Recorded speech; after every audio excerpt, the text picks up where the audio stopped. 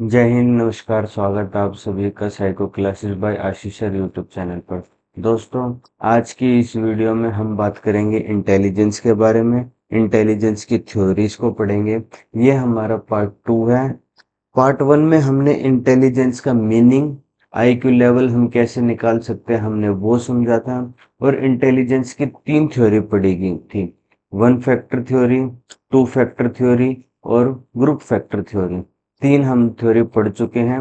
ये हमारा पार्ट 2 है, जहाँ पर हम 3 थ्योरी से आगे 4th थ्योरी से अपना कंटिन्यू करेंगे। अगर आपने पार्ट 1 नहीं देखा है तो चैनल पर जाकर पार्ट 1 देख लीजिए, नहीं तो इस वीडियो के डिस्क्रिप्शन में उस वीडियो का लिंक आपको मिल जाएगा। इससे पहले हम अपने 2 टॉपिक कर चुके हैं, ग्रोथ एंड डेवलपमेंट और इंडिविजुअल डिफरेंसेस। ये हमारा 3rd टॉपिक चल रहा है। तो वीडियो की शुरुआत करते हैं। तो देखिए, अगला जो हमारा है वो है मल्टी फैक्टर थ्योरी, जिसके जो प्रतिपादक हैं वो हैं थॉर्नडाइक। थॉर्नडाइक को ही फादर ऑफ एजुकेशनल साइकोलॉजी भी बोला जाता है। ये बात आप याद रखना, फादर ऑफ एजुकेशनल साइकोलॉजी, क्योंकि इनका हमारे एजुकेशनल साइकोलॉजी में बहुत बड़ा रोल है, इसीलिए इनको फादर ऑफ एजुकेशनल साइकोलॉजी भी बोला जाता है। इन्होंने बुद्धि के अनेक तत्व बताए हैं। सभी तत्व मिलकर समान इकट्ठा कार्य करते हैं। ठीक है, एक सामान्य क्या कार्य करते हैं। इन्होंने क्या कहा है कि जो हमारे इंटेलिजेंस है उसके अनेक मल्टी उसके अनेक तत्व होते हैं और सारे एलिमेंट मिलकर के एक कॉमन एलिमेंट मिलकर काम करते हैं। इन्होंने 4 रूप बताए हैं, 4। पहला लेवल, स्तर। सेकंड है हमारा सीमा, रेंज। थर्ड है हमारा एरिया, क्षेत्र। फोर्थ है हमारा स्पीड, गति। लेवल से हमारा है कि हम किस लेवल तक कोई कार्य कर सकते हैं, कोई वर्क कर सकते हैं।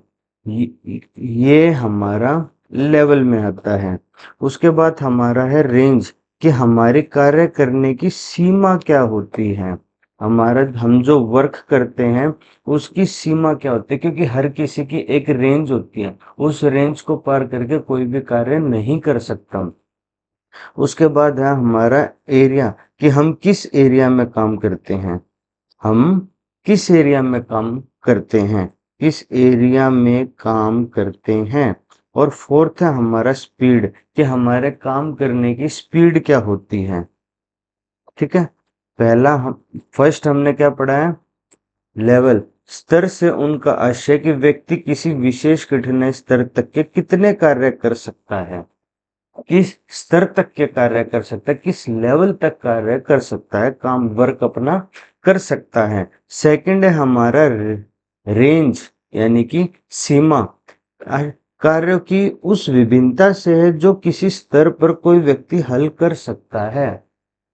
थर्ड है हमारा एरिया, कार्यों क्रियाओं की उन कुल संख्याओं से जिन्हें हम हल कर सकते हैं, यानी कि हम किस एरिया में काम कर सकते हैं, कहाँ तक कि हम अपनी प्रॉब्लम सॉल्व कर सकते हैं। उसके बाद है हमारा गति, स्पीड। गति से तात्पर्य काम करने की गति से है। और ये सारे, यानी कि लेवल, प्रास, क्षेत्र, गति, ये सब मिलकर के इंटेलिजेंस को एक समान रूप से कार्य करते हैं।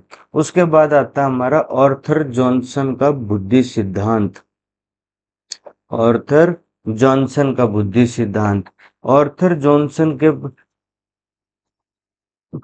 ये कहते हैं ऑर्थर जॉनसन कि हमारी 2 योग्यता प्रकार कार्य करती हैं, यानी कि हमारे इंटेलिजेंस की 2 योग्यताएं होती हैं। एक होता है लेवल 1 और दूसरा होता है लेवल 2। लेवल 1 क्या होता है, ये सहचार्यात्मक अधिगम में आता है, जिसमें आगत तथा निर्गत लगभग समान होते हैं। ये हमारा एसोसिएटिव लर्निंग, जिसमें हमारे इनपुट, यानी कि हम जो चीजें दूसरे व्यक्ति से या बुक में से हम जो चीजें ग्रहण करते हैं वो, और जो चीजें हम अपने शब्दों के द्वारा अपने इंटेलिजेंस के थ्रू दूसरों को सुनाते हैं, दूसरों के सामने प्रकट करते हैं, वो दोनों लगभग बराबर होते हैं। जैसे रट्टे मारते हैं, हम किसी चीज को अपनी मेमोरी में सेव करते हैं। अब हम एक चीज को अपनी मेमोरी में सेव करेंगे तो उस मेमोरी को जब जरूरत हो हम यूज कर सकते हैं, यानी कि हमारा इनपुट और आउटपुट सेम होगा, क्योंकि जो चीजें हमने सीखी है वही चीजें हम आउटपुट में दोबारा दूसरों के सामने प्रकट करेंगे। रट्टे मारते हैं, हम जो चीज रट्टे मारते हैं वही चीजें सुनाते हैं, कोई नई चीज नहीं सुनाते। सेकंड है हमारा लेवल 2, कि आप इसको ठीक कर लीजिएगा। लेवल 2 द्वितीय स्तर में संज्ञानात्मक क्षमताएं आती है, जिसमें उच्च स्तरीय कौशल होते हैं जो आगत को प्रभावित करने में निर्गत में परिवर्तित कर देती है। ये हमारे कॉग्निटिव एबिलिटीज पर होता है। जिनका आईक्यू लेवल ज्यादा होता है वो अपने हिसाब से कार्य करते हैं, जिनका आईक्यू लेवल कम होता है वो अपने हिसाब से कार्य करते हैं। ठीक है, इसमें हमारा उच्च स्तरीय कौशल होते हैं, हाई लेवल के हमारी स्किल्स आती हैं। जैसे कई देखा है ना, कई एक स्किल्स में मास्टरी कर लेते हैं, कई स्विमिंग में मास्टरी कर लेते हैं, कई डिकोडिंग, जो हमारी डिकोडिंग एआई होती है, कई उसमें बहुत अच्छी मास्टरी कर लेते हैं। यानी कि हमारी एक स्किल, हमारे कॉग्निटिव एबिलिटीज के द्वारा हम अपनी एक स्किल में मास्टरी हासिल कर लेते हैं, जिससे हमारा जो इनपुट है और जो आउटपुट है वो अलग अलग होगा। क्योंकि आउटपुट हमारा मास्टरी हासिल कर ली तो हम हमेशा बेस्ट आउटपुट देंगे,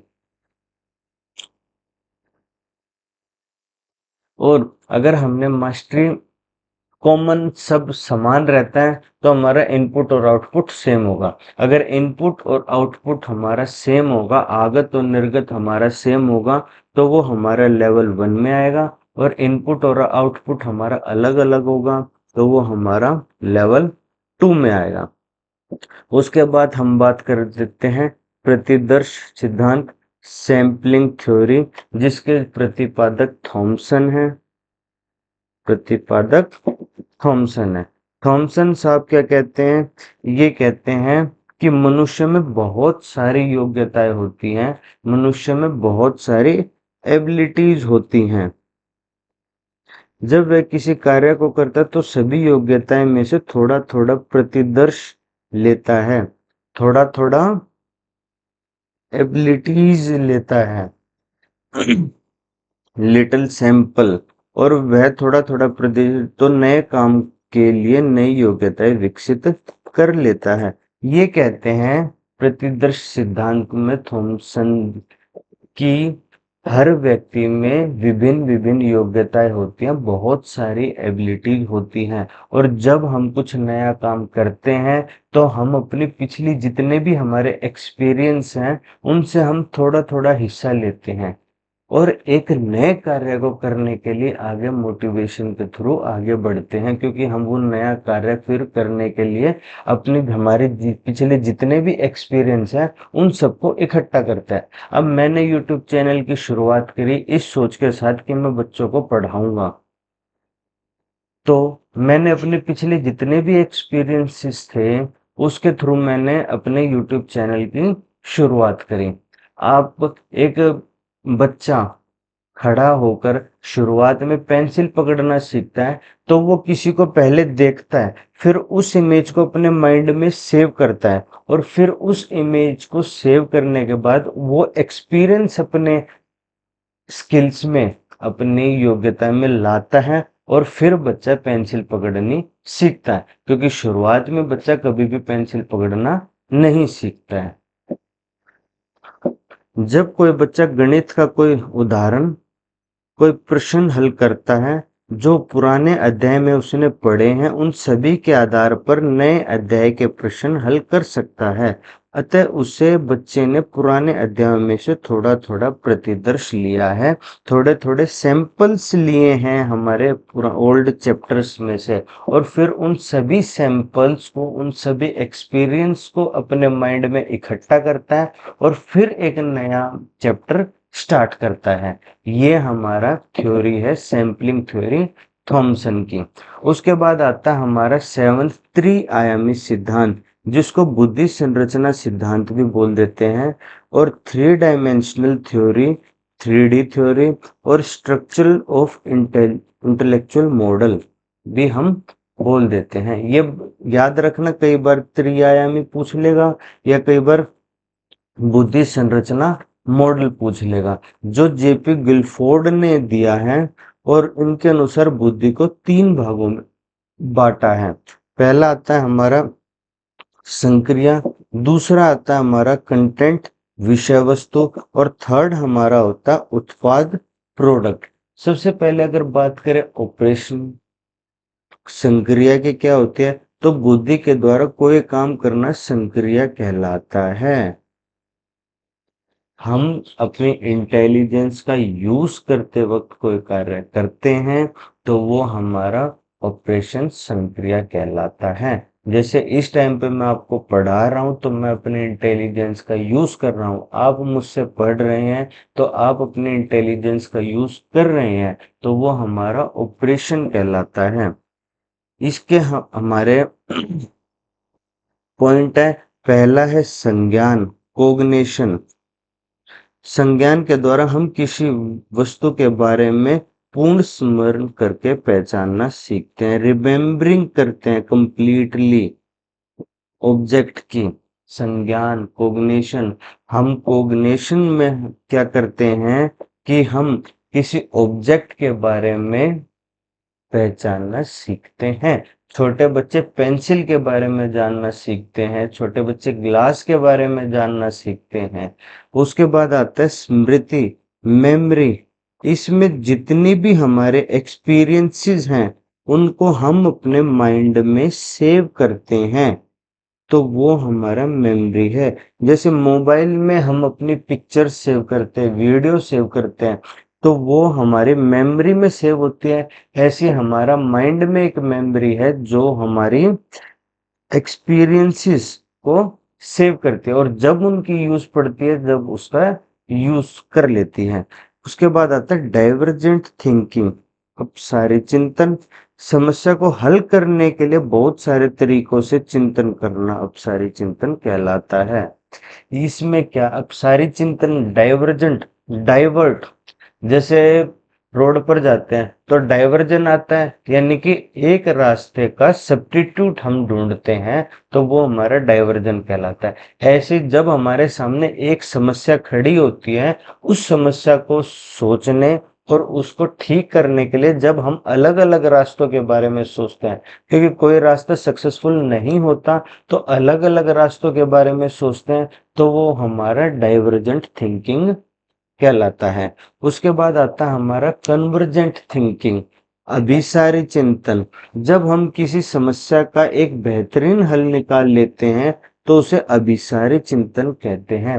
यानी डाइवर्जेंट थिंकिंग, बहुत सारे रास्तों में से एक बेस्ट रास्ता चुनना, ठीक है, वो हमारा कन्वर्जेंट थिंकिंग कहलाता है, अब सारे अभिसारी चिंतन कहलाता है। बहुविकल्प प्रश्न जैसे एग्जाम्स में पूछे जाते हैं, एमसीक्यू, अब 4 ऑप्शंस में से हमें एक ऑप्शन चूज करना है, तो वो हमारा कन्वर्जेंट थिंकिंग है। लेकिन ऐसे टाइप क्वेश्चन होता है जहां पर हमें एक्सप्लेन करना होता है, वो हमारा डाइवर्जेंट थिंकिंग के बेस पर क्वेश्चन होता है, और जो हमारा एमसीक्यू क्वेश्चन होता है वो हमारा कन्वर्जेंट थिंकिंग बेस पर होता है। उसके बाद आता है हमारा मूल्यांकन। हमने क्या करा, देखिए सबसे पहले हमने क्या करा, हमने संज्ञान, हमने कोग्निशन के थ्रू इमेज को पहचाना, ठीक है। उसके बाद हमने उसको अपनी मेमोरी में सेव किया। मेमोरी में सेव करने के बाद हमारी जब प्रॉब्लम आई तो हमने बहुत सारे अलग अलग तरीके से उस प्रॉब्लम के बारे में सोचा। जब हमने उस प्रॉब्लम के बारे में अलग अलग तरीके से सोचा तो उसके बाद हमने एक बेस्ट रास्ता उसके बारे में ढूंढ निकाला। तो जब हम उसके बाद एक बेस्ट रास्ता उसके बारे में ढूंढ निकालेंगे, तो वो हमारा फिर हम उसके ऊपर इवैल्यूएशन करते हैं कि हमने जो रास्ता निकाला है, हमने जो प्रॉब्लम सॉल्व करी है, वो प्रॉब्लम हमारी ठीक सॉल्व हुई है या नहीं हुई है, उसमें कहाँ कमी रह गई है, हम उसके बारे में विचार करेंगे। और वो विचार करना, वो हमारी कमियों को ठीक करना, उसके बारे में सोचना विचारना इवैल्यूएशन कहलाता है। उसके बाद हमारा आता है विषय वस्तु, कंटेंट। विषय वस्तु का संबंध उसे सामग्री या सूचना के स्वरूप से होता है जिस पर व्यक्ति को बौद्धिक क्रिया करनी होती है। इसमें क्या होता है, हमारा content matter is related to form of material information of which a person has to perform intellectual work. जहाँ पर बच्चे को बौद्धिक क्रियाएं यानी कि हमारी जो मानसिक क्रियाएं हैं, वो मानसिक क्रिया जो जहाँ पर हमें यूज करना होता है, वो हमारा कंटेंट कहलाता है, विषय वस्तु कहलाता है। इसके हमारे चार पार्ट्स होते हैं, चार हमारे इसके फैक्टर्स होते हैं, कारक होते हैं। पहला होता है आकृतिकात्मक या फिर मोर्फोलॉजिकल, जहां पर हम अपनी सेंसरीज का यूज करते हुए मूर्त सामग्री होती है उससे सहायता लेते हैं और चित्रों पर चिंतन करते हैं। मतलब कि हम मूर्त यानी कि कॉन्क्रीट चीज का यूज करते हुए अपनी जो सेंसरीज है उनके बारे में उनसे मदद लेते हुए जब हम कॉन्क्रीट यानी कि जो चीजें हमें दिखाई देती हैं उनके बारे में जब हम थिंकिंग कहलाते हैं, तो वो हमारा मोर्फोलॉजिकल होता है, आकृतिकात्मक होता है। उसके बाद होता है हमारा प्रतीकात्मक, सिंबॉलिक। जैसे हम प्लस करते हैं, माइनस करते हैं, मल्टीप्लाई करते हैं, डिवाइड करते हैं, ये सभी करते हैं यानी कि मैथमेटिकल जो भी गणितीय होती है, अ, जैसे क्वेश्चन सॉल्व करते हैं मैथ के, तो उसमें हम प्लस करते हैं, माइनस करते हैं, मल्टीप्लाई करते हैं और डिवाइड करते हैं। इन सभी को हम पहचानना सीखते हैं। उसके बाद ए प्लस बी का होल स्क्वायर हम पहचानना सीखते हैं, वॉल्यूम के फॉर्मूला हम पहचानने सीखते हैं। तो वो हमारे सारे सिंबॉलिक में आते हैं, प्रतीकात्मक में आते हैं। उसके बाद होता है हमारा अर्थ विन्यास या शब्दात्मक, सिमेटिक या फिर लेक्सिकल। हम शब्दों के अनेक अर्थ के अनुसार ढालते हैं। जैसे हम पर्यायवाची सीखते हैं, हिंदी में हम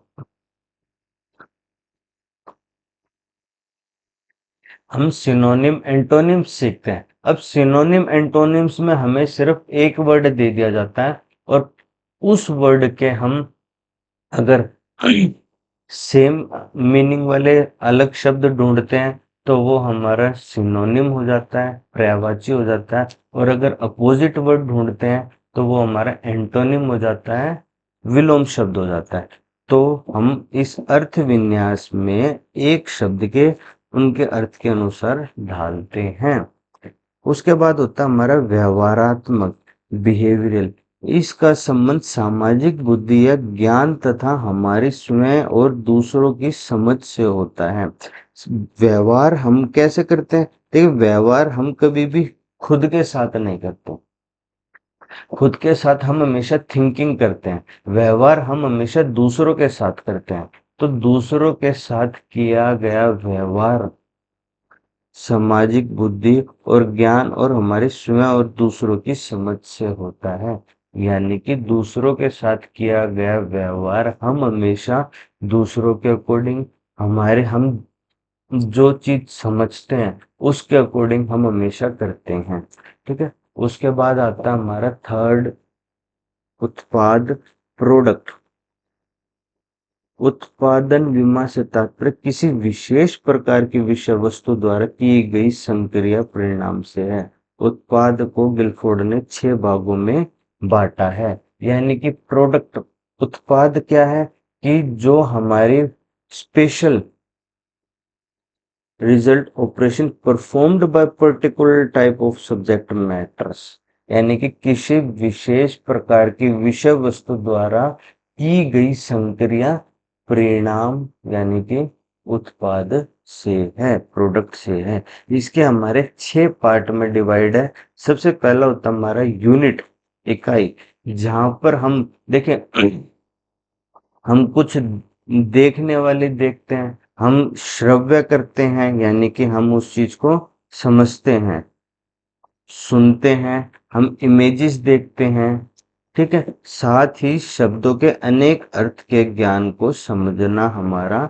यूनिट कहलाता है, यानी कि वर्ड का मीनिंग समझते हैं, हम किसी इमेज के बारे में समझते हैं, तो वो हमारा यूनिट कहलाता है। उसके बाद हम शब्द समझते हैं, हमने कुछ सुना है, हमने कोई इमेज देखी है, उसका वर्गीकरण करते हैं, यानी कि उसको अलग-अलग छाँटते हैं कि कौन सी चीज़ हमारे काम की है, कौन सी चीज़ें हमें अपनी मेमोरी में सेव करनी चाहिए, कौन सी चीज़ हमें अपनी मेमोरी में सेव नहीं करनी चाहिए, उसका हम वर्गीकृत करते हैं, उसका हम क्लासिफिकेशन करते हैं। उसके बाद हम संबंध बनाते हैं, रिलेशनशिप बनाते हैं, विचारों, शब्दों, वस्तुओं के बीच संबंध समझने की योग्यता को। जैसे कि हमने एक नया शब्द, हम पानी बोलते हैं, हमने एक नया शब्द सुना जल, अब हमने जल और पानी के बीच में संबंध बनाया और उसको अपनी मेमोरी में सेव किया।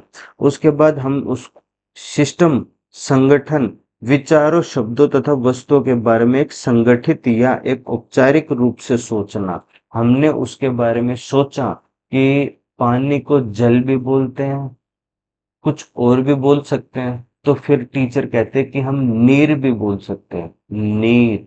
तो यानी कि एक सिस्टम, एक संगठित रूप से सोचना, यानी कि एक शब्द जो होता है या कोई विचार होते हैं, उसके बारे में हम सोचते हैं, तो वो हमारा सिस्टम कहलाता है। उसके बाद आता है रूपांतरण, ट्रांसफॉर्मेशन, किसी विषय वस्तु संप्रत्य का स्थान परिवर्तन करना, कि हम पानी के बाद हमने सुना आग, तो हम उस चीज के प्रति ट्रांसफॉर्म कर लेते हैं कि हम पहले पानी के बारे में सोच रहे थे, उसको स्टॉप करते हैं, रोक के, फिर हम आग के बारे में सोच रहे हैं, ट्रांसफॉर्मेशन करते हैं। उसके बाद हम इम्प्लीकेशन करते हैं, प्रत्याशाओं को आगे बढ़ाने की तथा वर्तमान जानकारी को भविष्य के बढ़ाने की योग्यता।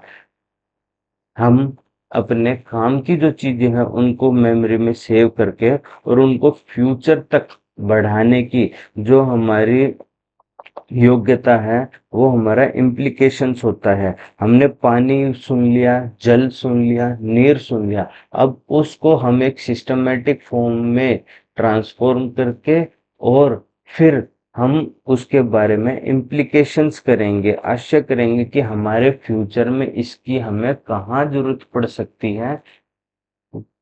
उसके बाद आता है हमारा, समझ आ रहा है? आप लाइक करते चलिए, शेयर करते चलिए और सब्सक्राइब करते चलिए, चैनल को सब्सक्राइब करते चलिए। अगर कोई डाउट आ रहा है आपका, तो आप नीचे कमेंट सेक्शन में जरूर पूछिए, मैं आपके डाउट को प्रॉपर सॉल्व करूंगा।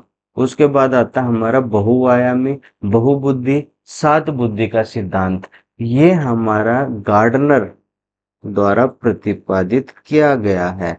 इसमें गार्डनर साहब ने इंटेलिजेंस को सात, बहुबुद्धि, सात बुद्धि या फिर मल्टी आयाम का नाम दिया है। इसमें इन्होंने कहा है कि जो बुद्धि है वो कोई एक तत्व नहीं है, जो बुद्धि है हमारी वो कोई एक एलिमेंट नहीं है, पर जो हम एक एलिमेंट नहीं है, वो बुद्धि हमारे अलग अलग एलिमेंट का अस्तित्व होता है। और जितने भी हमारे एलिमेंट होते हैं वो एक दूसरे से इंडिपेंडेंट होते हैं। अब कोई बच्चा स्विमिंग नहीं कर सकता लेकिन वो बहुत अच्छी पेंटिंग कर सकता है, तो क्या उससे उसकी इंटेलिजेंस पर फर्क पड़ेगा? नहीं पड़ेगा। क्यों? क्योंकि एक बच्चे का क्योंकि क्योंकि एक बच्चे का जो हमारा इंटेलिजेंस है वो हमारा एक बच्चे सॉरी एक बच्चे का इंटेलिजेंस जो है वो स्विमिंग में ज़्यादा हुआ है और दूसरा बच्चा पेंटिंग बहुत अच्छी कर सकता है, तो इससे बच्चे के इंटेलिजेंस में फ़र्क नहीं पड़ेगा। क्यों? क्योंकि एक बच्चा स्विमिंग करता हुआ काम करता है, एक बच्चा पेंटिंग करता हुआ काम करता है, तो दोनों के इंटेलिजेंस एक दूसरे से इंडिपेंडेंट है और दोनों के आईक्यू लेवल भी एक दूसरे से इंडिपेंडेंट है, क्योंकि दोनों की एबिलिटीज़ अलग-अलग होती हैं। गार्डनर के अनुसार किसी समस्या के समाधान के लिए भिन्न-भिन्न प्रकार की बुद्धियाँ आपस में अंतःक्रिया करते हुए साथ-साथ कार्य करती हैं। ये हमारी साथ-साथ कार्य करती हैं। क्यों? क्योंकि एक दूसरे से स्वतंत्र भी हैं, इसीलिए साथ-साथ कार्य करती है। पहला आता है हमारा भाषागत बुद्धि, लिंग्विस्टिक इंटेलिजेंस। इसमें विचारों को प्रकट करने के लिए दूसरे व्यक्ति के विचारों को समझने हेतु हम भाषा का जो प्रयोग करते हैं, यानी कि भाषा का हम सहारा लेते हैं, उसे भाषागत बुद्धि कहते हैं। जैसे लेखक होते हैं, कवि होते हैं। लेखक कवि अपने विचारों को प्रकट करने के लिए या अपने विचारों को दूसरों के सामने रखने के लिए भाषा का प्रयोग करते हैं, वो मास्टरी कर लेते हैं भाषा में, इसीलिए उनकी जो भाषागत बुद्धि है वो ऊंची रहती है, वो सबसे आगे रहती है। उसके बाद आता है तार्किक गणितीय बुद्धि। जैसे कि वैज्ञानिक होते हैं, नोबेल पुरस्कार विजेता होते हैं, उनकी जो हमारे तार्किक बुद्धि होती है, फिर जो हमारे मैथमेटिकल इंटेलिजेंस होती है, वो हाई होती है। यानी कि ज्यादा सोचने वाले जो व्यक्ति होते हैं या फिर आलोचना तार्किक चिंतन लॉजिकल थिंकिंग जो करते हैं या जो हमारी एब्स्ट्रैक्ट थिंकिंग करते हैं, वो हमारे तार्किक गणितीय बुद्धि में आते हैं, लॉजिकल मैथमेटिकल इंटेलिजेंस में आते हैं। उसके बाद आता है हमारा देशिक बुद्धि। जैसे कि हमारे कुछ हम देखते हैं कि कोई व्यक्ति ऐसा होता है जो दृश्यात्मक या फिर स्थान को संसार को शुद्ध रूप से समझते हैं, यानी कि जो इन्वायरमेंट के प्रति बहुत प्यार करते हैं, नंबर एक। नंबर दो, जो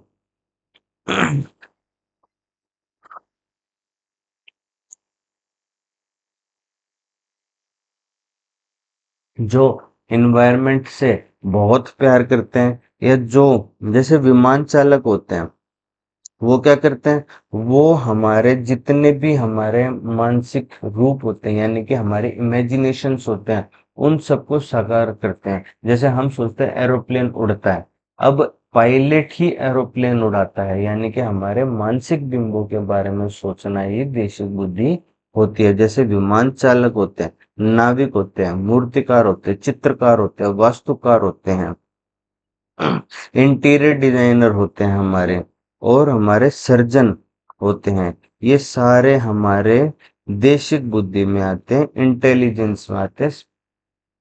उसके बाद आता है हमारा संगीतात्मक। जो हमारे संगीत में मास्टरी हासिल कर लेता है, वो हमारा संगीतात्मक इंटेलिजेंस होता है, म्यूजिकल इंटेलिजेंस होता है। यानी कि संगीत में जो हमारे संगीत के सुर होते हैं, उसको जो समझ लेता है, वो हमारा संगीतात्मक बुद्धि में आता है, म्यूजिकल इंटेलिजेंस में आता है। जैसे संगीतकार होता है, रचयिता होता है, गायक होता है, ये संगीत के सुरों को समझ लेते हैं, इनकी इंटेलिजेंस संगीत में ज्यादा होती है। उसके बाद आता है हमारा शारीरिक गति संवेदी बुद्धि। जैसे कि जो फिजिकल, जैसे जो जिम्नास्टिक्स होते हैं, स्पोर्ट्समैन होते हैं, या फिर हमारे डांसर्स होते हैं, वो अपने फिजिकल पर इतना कंट्रोल कर लेते हैं, इतनी मेहनत कर लेते हैं कि वो बहुत तेज दौड़ लेते हैं, बहुत अच्छा डांस कर लेते हैं। यानी कि हमारे किसी वस्तु, यानी कि फिजिकल किसी वस्तु पर हमारा शारीरिक प्रदर्शन के लिए संपूर्ण शरीर अथवा उसे किसी एक या किसी एक से अधिक में हम पेशियां, जो हमारी मांसपेशियां हैं, उसमें लचक करके एक स्किल्स या एक मास्टरी, फिजिकल मास्टरी प्राप्त कर लेते हैं, तो वो हमारा शारीरिक गति फिजिकल काइनेस्टिक इंटेलिजेंस में आता है। जैसे कि धावक होते हैं, जैसे कि हमारे नर्तक होते हैं, अभिनेत्री अभिनेता जो डांस करते हैं, स्पोर्ट्समैन होते हैं, शल्य चिकित्सक होते हैं, पायलट होते हैं। ये क्या है? ये सारे हमारे शारीरिक गति संवेदियों की जो मास्टरी प्राप्त कर लेते हैं वो होते हैं। ठीक है। उसके बाद आता हमारा अंत व्यक्तिक या फिर अन्य बुद्धि, इंटरपर्सनल या फिर अदर इंटेलिजेंस। जैसे मनोवैज्ञानिक होते हैं, ये दूसरों के बारे में इवेल्युएशन करते हैं, दूसरों के बारे में सोचते हैं। राजनीतिक दूसरों के बारे में सोचते हैं। सामाजिक कार्यकर्ता दूसरों के बारे में सोचते हैं। धार्मिक नेता हमेशा दूसरों के बारे में भगवान के एग्जाम हमें क्या जिंदगी में करना चाहिए वो समझाते हैं, हमें जिंदगी में क्या नहीं करना चाहिए वो समझाते हैं। तो इंटरपर्सनल हमारे होते हैं जो दूसरों के लिए मोटिवेशन या फिर दूसरों के जो ऑब्जेक्टिव्स उद्देश्य होते हैं, भावना फीलिंग्स होती है, उसके बारे में समझते हुए कि मधुर संबंध दूसरों से बनाते हैं, वो हमारे इंटरपर्सनल इंटेलिजेंस में आते हैं। उसके बाद आते हैं इंट्रापर्सनल इंटेलिजेंस, जो जैसे दार्शनिक होते हैं, आध्यात्मिक नेता होते हैं, जो अपनी शक्ति तथा कमजोरी का ज्ञान होता है। जैसे मैं या फिर आपको अपनी एक एबिलिटी, जो स्किल्स है, पावर, उसके बारे में ज्ञान होता है, तो वो हम इंट्रापर्सनल में आते हैं। और इस ज्ञान को वह सामाजिक अंतक्रिया में उपयोग करके दूसरों के साथ मधुर संबंध बनाता है। इस प्रकार व्यक्ति अपने पहचान, मानव अस्तित्व और जीवन के अर्थ को समझने के लिए अति संवेदनशील होता है। ठीक है। उसके बाद आता है हमारे प्रकृतिवादी बुद्धि, जो जैसे शिकारी, किसान, पर्यटक, वनस्पति विज्ञानी, प्राणी विज्ञानी और पक्षी विज्ञानी होते हैं। जैसे कि जो प्रकृति इन्वायरमेंट के साथ लगाव रखते हैं, वो हमारे प्रकृतिवादी बुद्धि, नेचुरल इंटेलिजेंस में होते हैं। उसके बाद होता है अस्तित्ववादी बुद्धि, जो कि भूत प्रेत इन सब के बारे में, अपने अस्तित्व, जीवन का अस्तित्व के बारे में जानने की प्रति उत्सुक रहते हैं, वो अस्तित्ववादी में आते हैं। देखिए, आज की वीडियो में हम इतना ही पढ़ते हैं। इससे आगे के जो पार्ट है वो हम अगली वीडियो में पढ़ेंगे। आप वीडियो को लाइक कीजिए, शेयर कीजिए, चैनल को सब्सक्राइब कीजिए। ठीक है। मैं मिलता हूँ आपसे अगली वीडियो में। तब तक के लिए बाय बाय।